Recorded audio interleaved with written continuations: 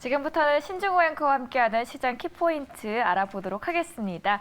오늘 밤 모두의 주목을 받았던 CPI가 또 발표가 됐었죠. 맞습니다. 그래서 첫 번째 키 포인트는 아무래도 이 미국 물가를 잡을 수밖에 없었고 상당히 중요한 지표였는데 네.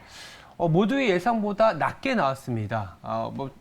굉장히 많은 뉴스들을 보셨겠지만 다시 한번 말씀드리면 이 코어 CPI, 특히 핵심 물가 지수가 그동안 이 스티키하다, 끈적끈적하게 진짜 안 내려온다 이런 얘기들이 있었거든요. 근데 이마저도 사실 5%대를 유지할 것이다라는 시장의 기대와 우려가 있었는데 그 5%를 깨고 4%, 그러니까 4.8%가 나왔습니다.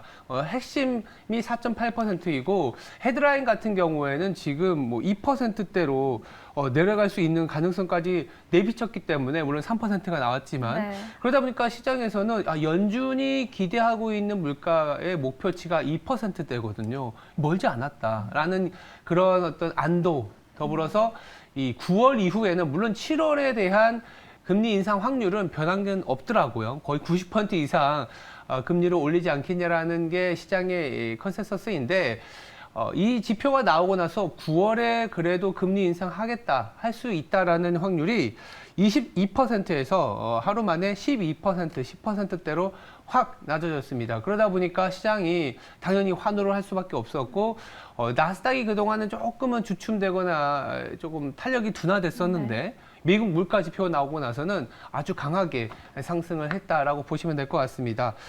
그 영향으로 보면 주거 물가가 3개월 연속 둔화됐기 때문이다라고 볼 수 있고요.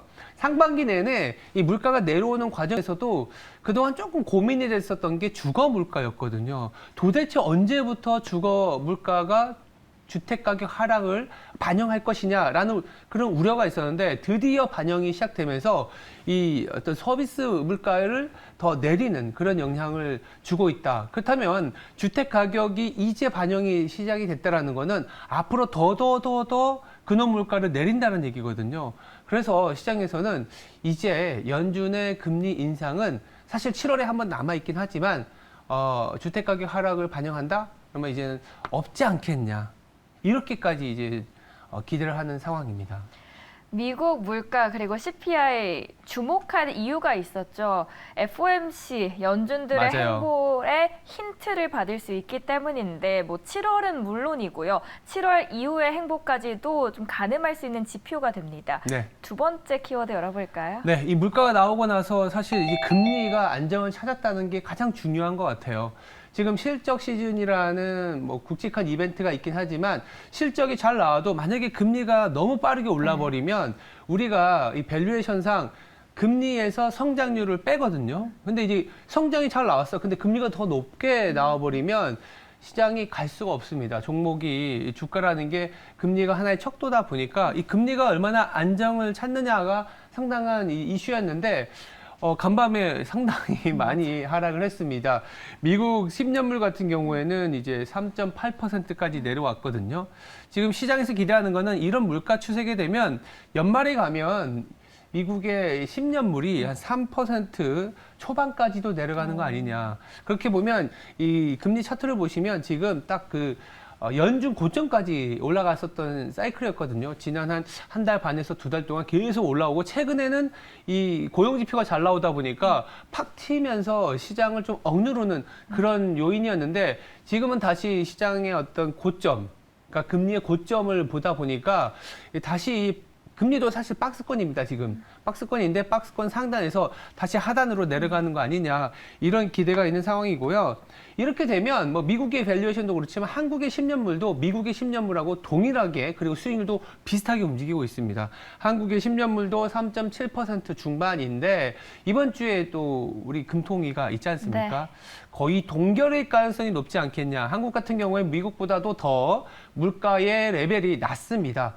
이미 2%대에 들어왔기 때문에 연준의 스탠스가 더 강해지지 않을 수 있다라는 그런 물가 지표가 나왔기 때문에 아마도 이번 주에 한국은행은 마음 편하게라는 표현이 맞을지 모르겠지만 마음 편하게 금리 동결하지 않을까? 그렇다면 지금 한국 시장이 2,500 초반 갔을 때가 0.95배, PBR로는 0.95배였는데 경기 회복 사이클일 때 0.95배가 저점이었거든요. 그러면 우리는 이미 좀 저점을 지나서 다시 새로운 다음 단계, 그러니까 2650이 고점이었는데 이제 고점을 다시 좀 트라이하는, 돌파하려는 그런 움직임으로 가는 거 아닌가 이렇게 기대하고 있습니다.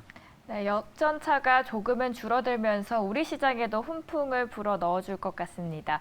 그리고 오늘 시장에서 체크할 게 채권뿐만 아니라 사실 달러도 미끄러졌어요. 맞아요. 그래서 세 번째 포인트가 바로 달러입니다. 사실 이게 다 연결이 되어 있긴 합니다. 물가에 대한 우려가 줄어들었기 때문에 긴축이 좀 완화될 것이고, 그러면 금리가 정점을 보이게 되면 달러가 약세를 보인다, 이런 부분인데 간밤에 달러가 상당히 많이 하락을 했어요. 그러면서 시장 전체적으로 뭐 원자재, 뭐 금, 은 올랐고, 은이 올랐다는 거는 인플레이션 베팅이거든요. 근데 여기서 인플레이션 베팅은 리스크 온, 위험 선호 현상으로 나타난다라고 보시면 될 텐데, 이 달러 약세가 나타나다 보니까 간밤에 NDF 환율이긴 한데요, 원달러 환율이 1270원까지 내려왔습니다. 무려 이제 예전에 저점 수준까지 내려왔기 때문에 연중 최저치가 1220원이기 때문에 지금부터 한 50원 정도 더 하락될 가능성도 있다라는 거죠. 그렇게 보면 우리가 아까 얘기 드린 것처럼 원달러 환율이 더 내려갈 수 있다? 그러면 제가 이번 주에 외국인이 다시 돌아오기 시작합니다라는 말씀을 드렸는데, 어제도 돌아왔고 오늘도 돌아오고 아마도 2650을 향한 그 모습에 외국인이 주역이 될 가능성이 저는 더 높아 보인다 말씀을 드리고 있고요. 동시에 이 위안화도 강해지고 있습니다. 7.2를 넘어섰던 위안화가 경제 지표가 오히려 디플레 압력이 높아지고 나서, 그리고 옐런 재무장관이 방중하고 나서 강세를 보이고 있다는 것은 어느 정도 수출에서도 활기를 좀 찾을 수 있고, 내부적으로도 소비 진작책을 쓰면서 어떻게든 3분기는 시장의 예상보다는 괜찮은 성적을 보여주려고 하는 거거든요. 그래서 위안화가 7.2에서 7.1로 다시 내려왔다는 것은 정부가 만들어 놓은 6.2와 7.2의 밴드 지키겠다라는 중국 정부의 의지이기 때문에 조금 더 우리나라 원화가 더 강해질 수 있는 그런 가능성 다시 한번 말씀을 드리고요. 그러면 지금 달러화가 지금 100포인트 정도 수준인데, 어쩌면 7월 그리고 8월에 들어가면은 100포인트를 깨고 내려갈 가능성도 있습니다. 뭐 100포인트를 깬다라는 게 큰 의미가 있냐라고 하겠지만, 그래도 그 부분은 달러가 약세로 갈 수 있는 그런 내용을 더 부각시키는 거고, 최근에 보시면 이 미국에 대한 경제 지표는 서프라이즈 인덱스가 많이 올라왔어요. 그만큼 기대가 굉장히 많아졌어요. 그래서 우리도 보면 실적에 대한 기대가 많으면 실적이 잘 나와도 잘 안 움직이는 것처럼, 이제는 미국 지표가 잘 나와도 달러화가 그렇게 크게 움직일 가능성은 없습니다. 거꾸로 유럽이나 중국에 대한 기대는 굉장히 많이 떨어져 있어요. 근데 최근에 조금씩 올라오고 있거든요.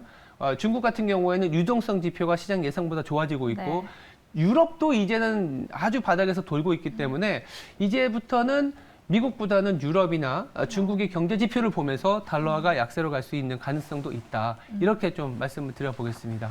전반적으로 기분 좋은 이야기들인 것 같습니다. 네. 오늘 CPI가 그래도 예상치보다도 더 잘 나오면서 금리 그리고 달러까지도 영향을 미쳤고, 우리 시장 한번 기대를 해봐도 좋을 것 같네요, 오늘은. 네. 더 자세한 이야기 월가월부 시간에서 함께 하시면 되고요. 지금까지 시장 키포인트 함께 하셨습니다.